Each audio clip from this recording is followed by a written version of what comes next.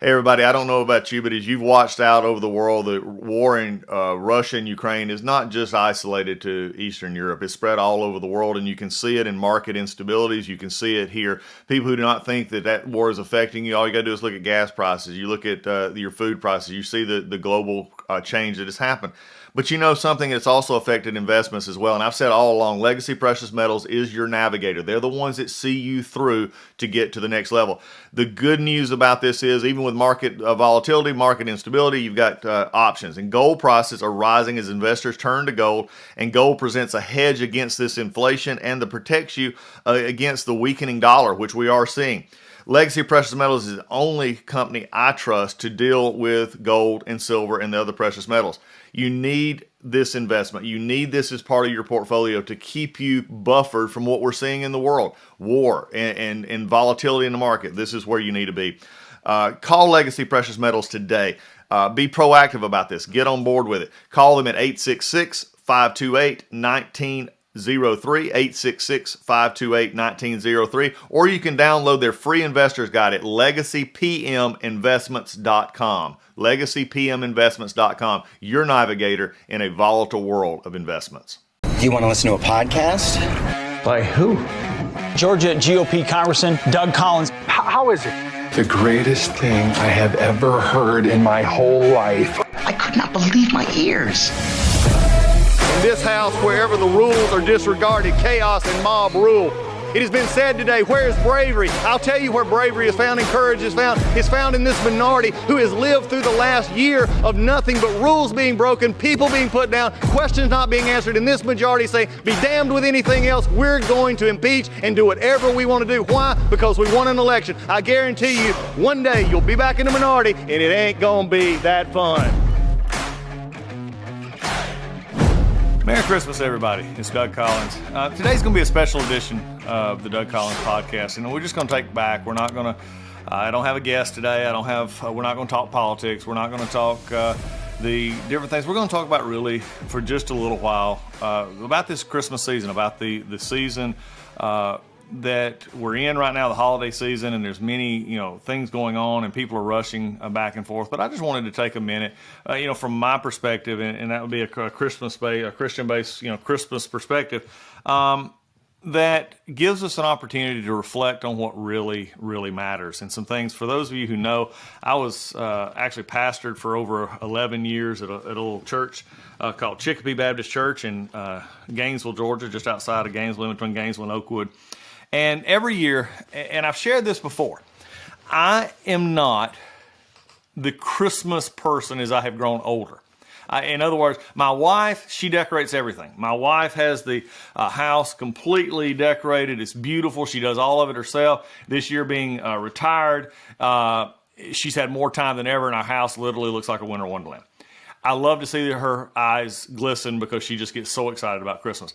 I'm excited about Christmas in the sense of I like Christmas, but I also am sort of a melancholy Christmas person. I like the significance of meaning, but for me, it's always been sort of toward the end of the year. And when I was pastoring, Christmas and then New Year's, you were coming to the end of a year, and I liked the little things. The little things began to be the thing that drove me. The quiet moments, the silent nights, I don't know about you, maybe for you it's when you play Silent Night very slowly on a piano. It just is amazing to me. You take songs and the breadth and depth of Christmas for me was in those moments of reflection, those moments of looking at what Christmas means. And if you look at it from our Christian perspective, it means that Jesus was born, that we celebrate the birth of Christ, that God loved us so much that he gave himself on Christmas. And I think that's an amazing gift. But I've always also been one to think about the Christmas story in different ways. And there's places you find the Christmas story. Luke chapter 2 from the Bible in the New Testament talks about the Christmas story, and it talks about, Mary and Joseph going to have the child Jesus and gets there.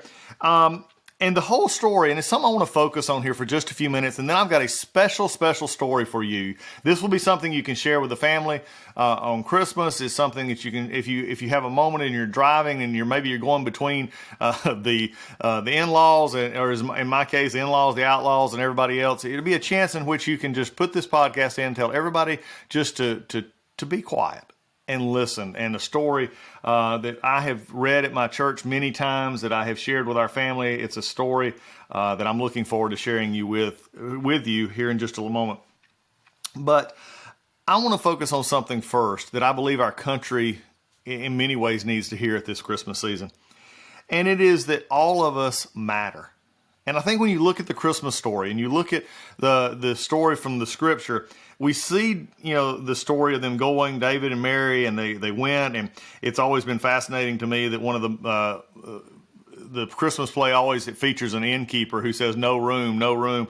I read a story one time where the pastor went up to this young little boy and he was just in tears before the Christmas story, the Christmas play at their church. And the little boy was just upset, and the pastor came to him and he says, what is the problem? Why are you so upset? We're getting ready for the Christmas play, and you've got a great part. You're going to be the innkeeper.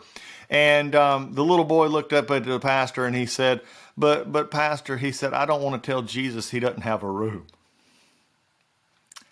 And the pastor was, of course, taken back, and he explained that. But imagine that right there. My question, to so many, especially for believers in Christmas, is do we have room for Jesus? Do we have room for Christ? The Christ of Christmas, do we have room for? But after you have this, and it says, she wrapped him in swaddling clothes, I'm from the old King James, and placed him in a manger because there's no room for them in the inn. But the very next verse hits on something that I want all of us to understand. Democrats, Republicans, independents, conservative, liberals, everybody else, is that we're all in this together and that everybody matters. And our country needs to hear this. Because the next people that are said, that we switch from the birth of Jesus to the next verse in Luke chapter 2, verse 8 said, and there were shepherds living out in the fields nearby, keeping watch over their flocks by night. And an angel of the Lord appeared to them, and the glory of the Lord shone around them, and they were terrified or sore afraid. But the angel said to them, do not be afraid. I bring you good news of a great joy that will be for all people. Today in the town of David, a Savior has been born to you. He is Christ the Lord. And this will be a sign to you that you will find the babe wrapped in swaddling clothes and lying in a manger. Maybe you've heard that before. Maybe that's the first time you've ever heard it. But what strikes me the most about this story is that the first people that are recorded hearing what we call the good news of Jesus' birth, or the Christmas Day birth, is shepherds. Shepherds who at one point in the scripture were David was a shepherd. We have these great, in the Old Testament, the Jewish writings, where shepherds were a very honored profession. And then as it gets into as more modern times come, shepherds were out in the fields and not as highlighted as you saw it earlier. But it also highlighted the real just people who got up and went to work. I mean, they watched over their flocks. They had a very lonely job at many times out with the flocks out in the fields and the barren fields away from people.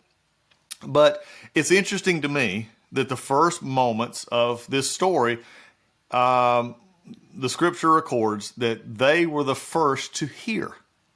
And I've wondered about that often. Why were they the first to hear? They didn't run into the churches. They didn't run into the synagogue. There weren't churches in. They didn't run into the synagogues. They didn't run to it wasn't announced in the cities, and it wasn't announced in the religious environments or the secular environment, in that matter, from just a venue perspective. It was announced in the fields with folks who were just doing their job. Shepherds who were out there watching over, as it says, their flocks. I think what it just speaks to me so much in this story is that the shepherds represent all of us. That the hope of Christmas came for all. The hope of Christmas was not relegated to those who had made it, thought they had made it, or hoped to have made it. It was relegated and given not to a select few, but was given to all. The good news was spread to those who, one, didn't expect it, and spread to those, two, who probably were the most receptive to it. We talk politics on this podcast all the time. And we talk life. We've talked this year. We've had some great times on how do we live life better. I can't think of a better way to talk about this time of the year than to say a self-evaluation. The peace of Christmas came that you did not have to stay as you were. That was the whole premise of Christ coming, that he saw, that God saw our condition, sent his son for us. And Christmas is that celebration. It is fulfilled in what the Christians celebrate as Easter. But it was started in Christmas, and it was offered to all. And as we go about our everyday, my question is if you take your faith and if you look at faith, the question comes to mind is, are we willing to give ourselves to all? Remember, when he gave life to us, it was not for us to keep, it was for us to give away. I've shared many times, and I shared with Pastor Darrell Scott, who was on our podcast just earlier this month, and we talked about the fact that what we go through in life, the circumstances in life, were not meant for us to just store away and keep for ourselves. They were meant to give away so that others could learn from what we had been through. You see, these shepherds, once they heard about it, they had to go sell somebody.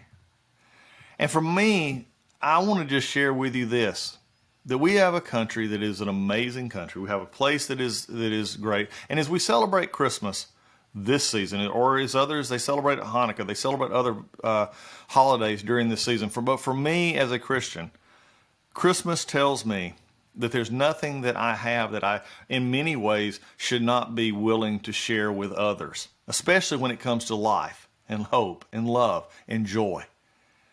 And it may come in those special moments, that quiet moment on Christmas Eve when you've got all the kids to bed or everybody who's come to visit, they're all quiet, and you just walk out on your back porch or you walk out on the front porch and it's just quiet, and you look up into the stars and you just reflect on the fact that you have life, that each day the sun's going to get up and each night the moon is going to shine, and that you have another day to not only reflect on where you've been, but where you can go. And you're living in a country that provides that opportunity. So today, as we just take a few moments to celebrate what I believe is the story surrounding Christmas, and that is the fact that it was for everyone, not just the ones, like I said, we see it all the time. The ones who think, we've got it made, or the ones that believe themselves to be set apart. But at the end of the day, it was about all people. And I think that's what our country needs right now more than anything, is we may disagree on so many things, but we're also, if we're brought together in a way in which we listen, in which way we care, in which way we understand, then that is giving of ourselves. And that, to me, is the greatest gift that we can give at Christmas. A number of years ago, I was pastoring, and even before then, I was at my home church of Riverbend Baptist Church, which was where I grew up. And our pastor at the time was a guy named Joe Bagwell. And Joe, we would have a Christmas Eve service or a Christmas, right around Christmas service, special family service. And he brought a story out to read. And everybody would sit with their families and people would listen. And it was an old story. It's been out for 100 plus years. And it was one shared by many families on Christmas or around Christmas that brought back sort of the true meaning of this season. And as I was thinking about how could we sort of end this Christmas season, we've had some great guests this week, and what we could do to maybe just give a moment to reflect. It came to me, why don't you just read the story? And so that's what I'm going to do for the rest of this podcast. So if you're driving, you're working out, you're listening, I'm getting ready to tell you the story of The Candle in the Forest by Temple Bailey. The small girl's mother was saying, "The onions will be silver and the carrots will be gold. And the potatoes will be ivory," said the small girl, and they laughed together. The small girl's mother had a big white bowl in her lap, and she was cutting up vegetables. The onions were the hardest because she cried over them. "But our tears will be pearls," said the small girl's mother, and they laughed at that and dried their eyes and found the carrots much easier and the potatoes easiest of all. Then the next door neighbor came in and said, "What are you doing?" "We're making a vegetable pie for our Christmas dinner," the small girl's mother said.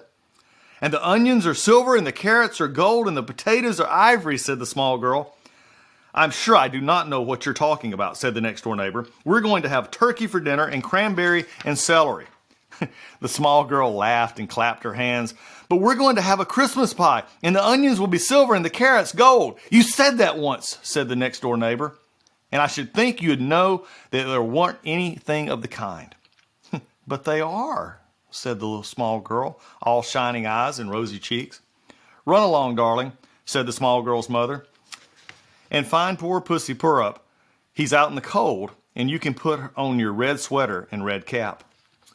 So the small girl hopped away like a happy robin, and the next door neighbor said, "She's old enough to know that onions aren't silver."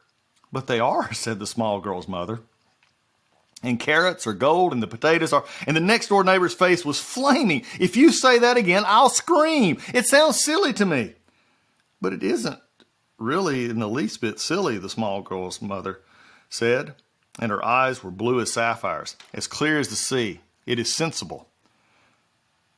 When people are poor, they have to make the most of little things, and we only have expensive things in our pie. But the onions will be silver." The lips of the next door neighbor were folded in a thin line. "If you had acted like a sensible creature, I shouldn't have to ask you for the rent." The small girl's mother was silent for a moment, and then she said, "I'm sorry. It ought to be sensible to make the best of things." "Well," said the next door neighbor, sitting down in a chair with a very stiff back, "a pie is a pie, and I wouldn't want to teach a child to call it anything else." "I haven't taught her to call it anything else. I was only trying to make her feel that it was something fine and splendid for Christmas Day. So I said that the onions were silver." "Don't say that again," snapped the next door neighbor. "And I want the rent as soon as possible." With that, she flung up her head and marched out the front door and slammed it behind her and made wild echoes in the little home. And the small girl's mother stood there alone in the middle of the floor. Her eyes were like a sea in a storm. But presently the door opened, and the small girl, looking like a red-breast robin, hopped in after her, and came a great big black cat with his tail in the air and said, "Purr-up," which it gave him his name. And the small girl said, out of the things she had been thinking, "Mother, why don't we have a turkey?"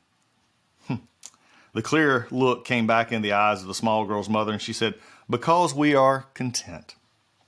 And the small girl said, "What is content?" And her mother said, "It is making the best of what God gives us. It's our best for Christmas Day, and my darling is our Christmas pie."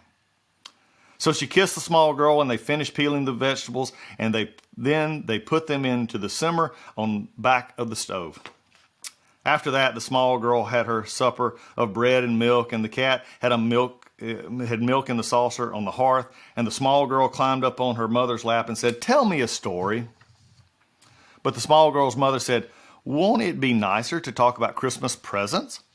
And the small girl sat up and said, "Let's!" And her mother said, "Let's tell each other what we would rather have in the whole wide world."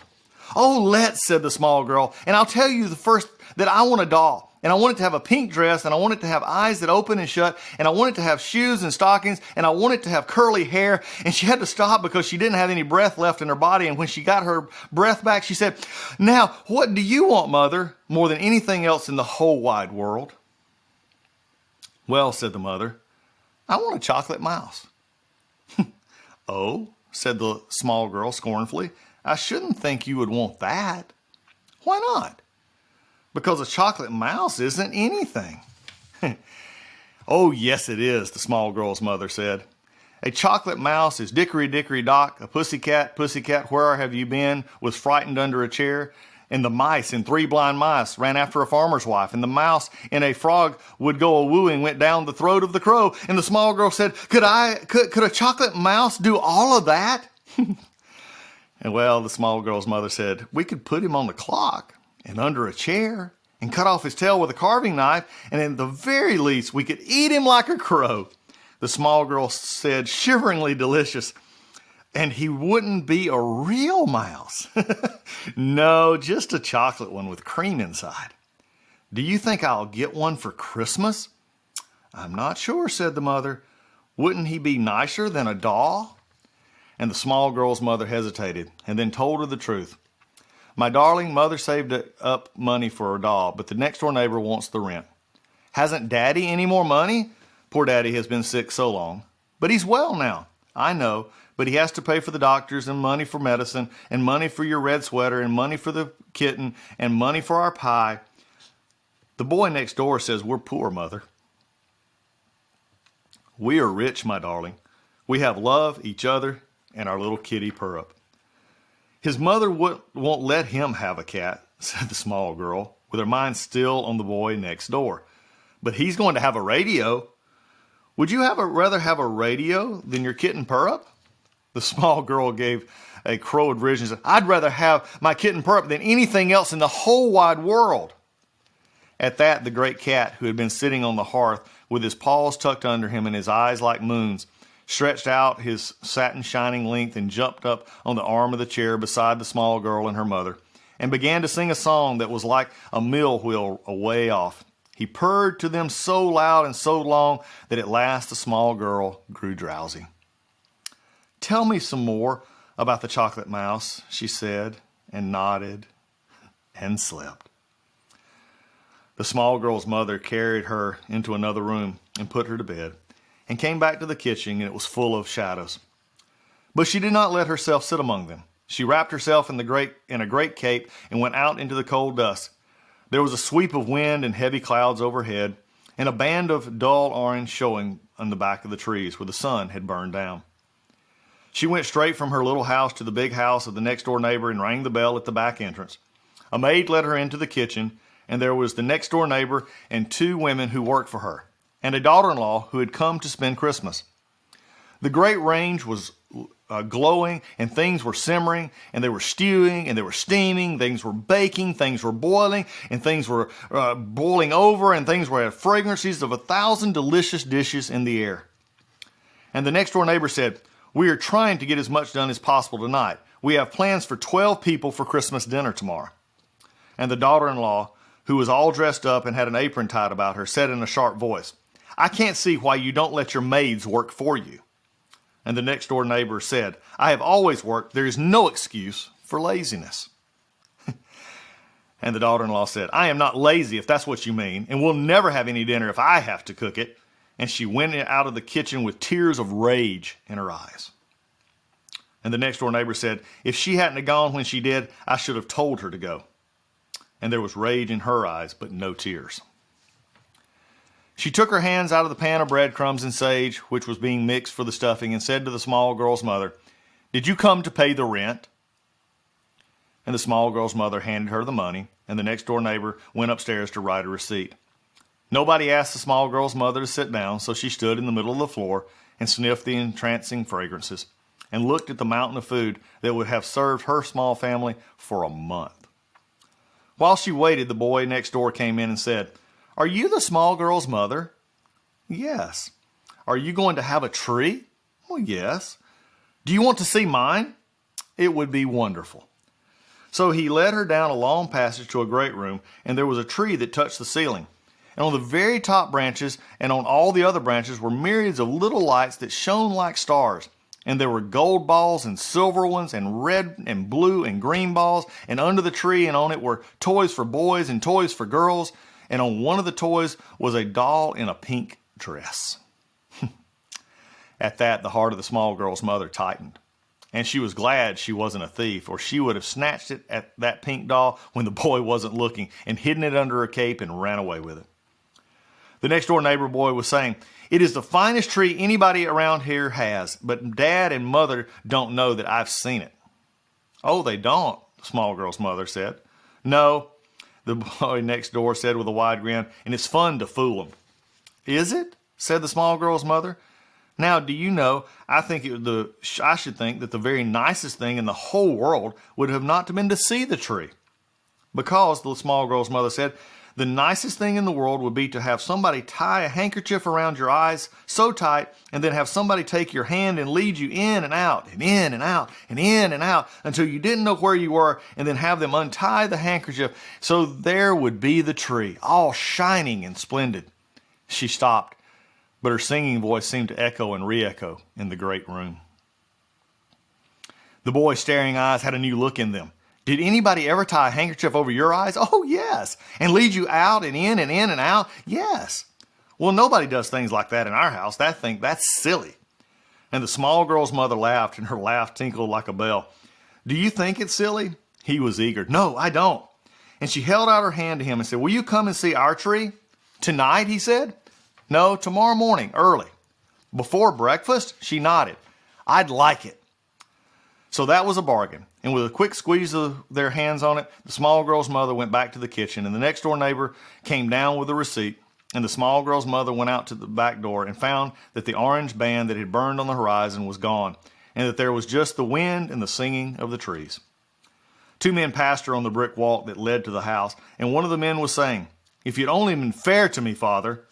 And the other man said, all you want of me is money. You taught me that, Father. Blame it on me. You are to blame. You and Mother. Did you ever show me the finer things? Their angry voices seemed to beat against the noise of the wind and the singing trees, so that the small girl's mother shivered and drew her cape around her and ran as fast as she could to her little house.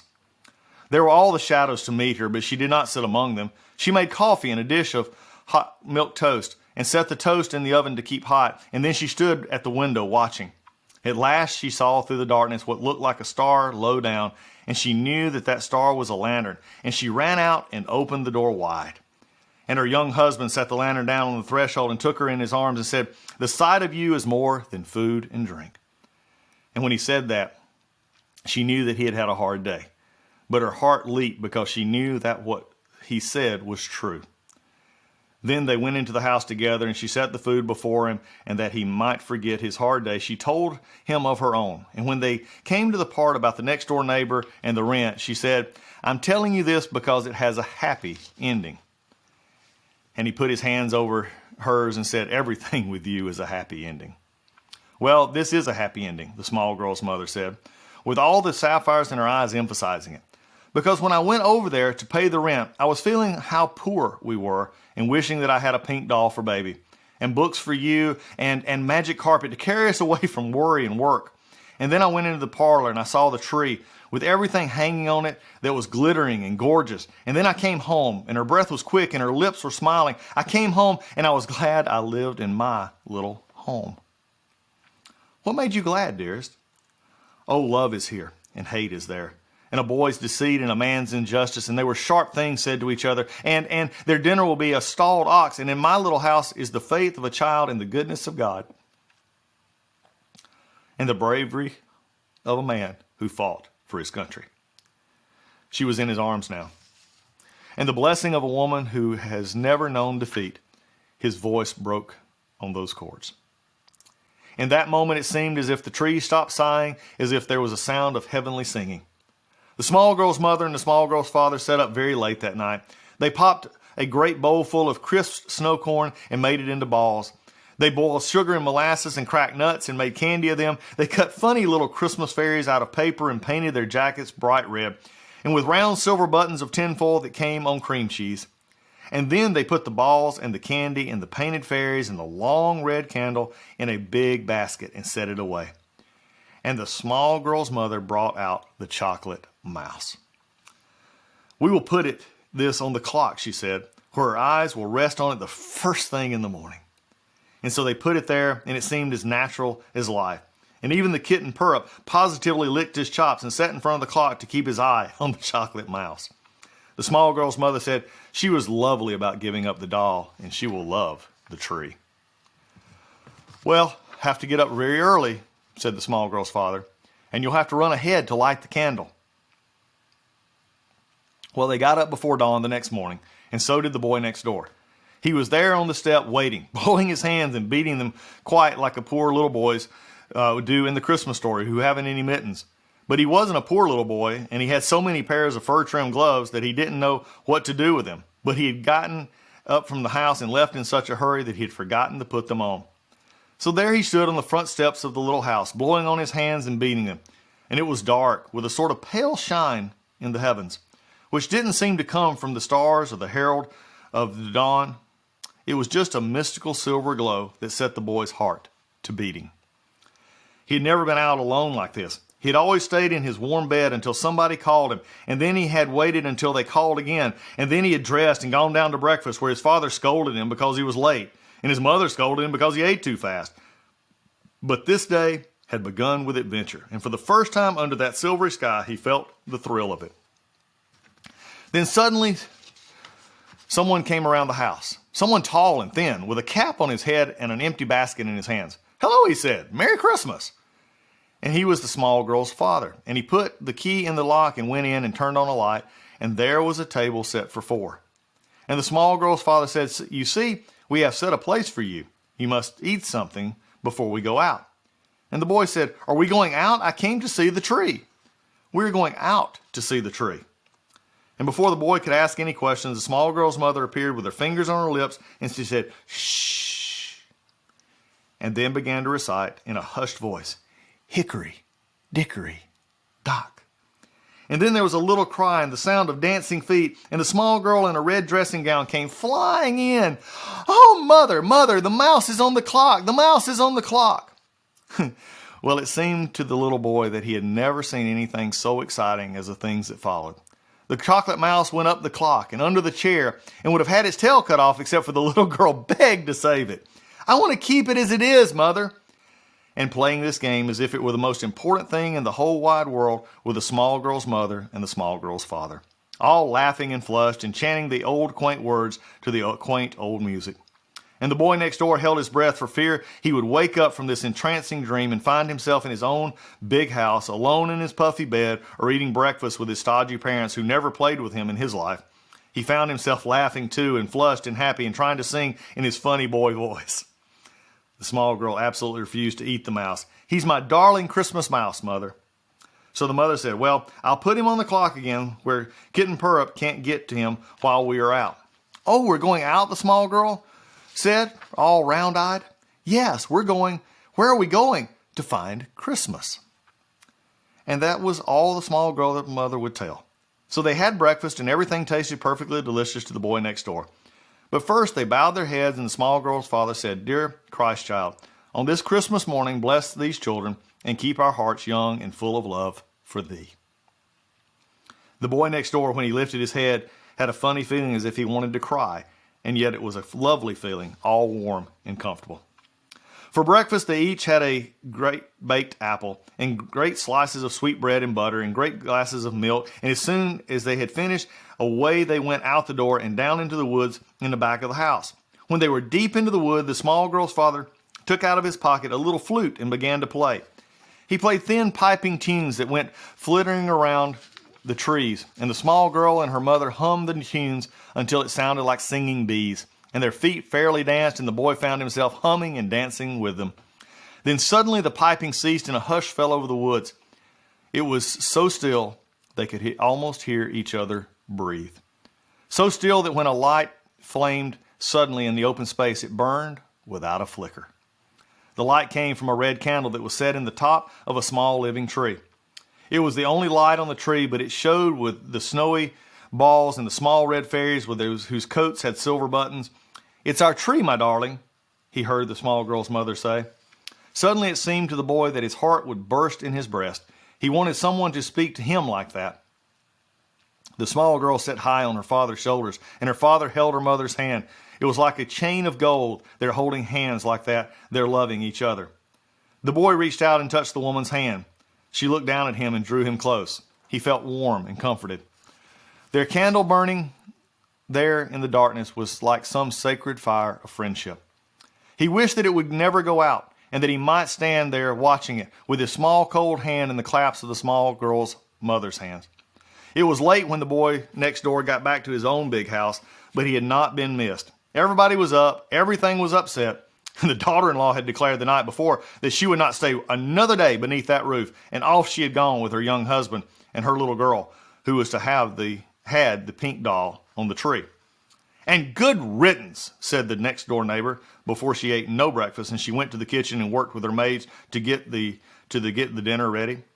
And there were covers laid for 9 instead of 12. And the next door neighbor kept saying, good riddance, and not once did she say, Merry Christmas. But the boy next door had something in his heart that was warm and glowing like the candle in the forest. And he came to his mother and said, may I have the pink dolly? She spoke frowningly, what does a boy want with a doll? I'd like to give it to the little girl next door. Do you think I can buy dolls to give away in charity? Well, they gave me a Christmas present. What did they give you? And he opened his hand and showed a little flute tied with a gay red ribbon. He lifted it to his lips and blew on it a thin piping tune. Oh, that, his mother said scornfully. Why, that's nothing but a reed from the pond. But the boy knew it was more than that. It was a magic pipe that made you dance and made your heart warm and happy. So he said again, I'd like to give her the doll, and he reached out his little hand and touched his mother's, and his eyes were wistful. His mother's own eyes softened. She had lost one son that day, and she said, oh well, do as you please, and went back to the kitchen. The boy next door ran into the great room and took the doll from the tree and wrapped her in paper and flew out the door and down the brick walk and straight to the little house. When the door was opened, he saw that his friends were just sitting down to dinner. And there was the pie, all brown and piping hot with a wreath of holly, and the small girl was saying, and the onions are silver, and the carrots are gold. And the boy next door went up to the small girl and said, I brought you a present. With his eyes all lit up, he took off the paper in which it was wrapped, and there was the doll in rosy frills, with eyes that opened and shut, and shoes and stockings and curly hair that was bobbed and beautiful. And the small girl, in a whirlwind of happiness, said, is it really my doll? And the boy next door felt very shy and happy. He said, yes. And the small girl's mother said, it was a beautiful thing to do, and she bent and kissed him. Again, that bursting feeling came into the boy's heart, and he lifted his face to hers and said, may I come sometimes and be your boy? And she said yes. And when at last he went away, she stood in the door and watched him, such a little lad who knew so little of loving. And because she knew so much of love, her eyes filled to overflowing. But presently she wiped the tears away and went back to the table. And she smiled at the small girl and the small girl's father. And the potatoes were ivory. And she said, oh, who would ask for a turkey when they can have a pie like this? Folks, I want to thank you for becoming part of my family through the Doug Collins podcast. I hope you enjoyed that story. I hope it reminded you that no matter what you have or don't have, the greatest thing and greatest gift we can have is love. And by sharing these moments with me on this podcast, you have shared your love. And from me and my family, from Lisa, from Jordan and Copeland and Cameron, we share our love with you. May God bless you and have a Merry, Merry Christmas. Hey folks, MyPillow is excited to bring to you their biggest bedding sale ever, and just in time for Christmas. For a limited time, you're going to get the Giza Dream bed sheets for as low as $29.98, a set of pillowcases for only $9.98, and rejuvenate your bed with a MyPillow mattress topper for as low as $99.99. $99.99. Get a mattress pillow topper. Look, they come in all sizes. They got all kinds of stuff. Blankets. They've got duvets. They've got quilts. They got comforters. They got body pillows. They got bolster pillows. They got all that big discounts. And also, they're extending their money-back guarantee for Christmas until March 1, 2023, making them the perfect gift for your friends, your family, and for everyone you know. Folks, and just from a personal note here, I have the Giza Dream sheets. They're on my bed right now. Slept on them last night. Some of the best sheets that we and Lisa and I have ever owned. They are worth, at this price, they're a steal. My wife and I have bought bed sheets, linens at much higher cost. It's supposedly much higher quality. These from MyPillow are at the highest of quality, and at a price like this, you can't beat it. So go now to MyPillow.com, use promo code Collins, COLLINS, or call 1-800-986-3994, and you'll get huge discounts on all the MyPillow bedding products, including the Giza Dream bed sheets for as low as $29.98, and get all your shopping done while qualities last. And remember, put in that promo code Collins for these discounts.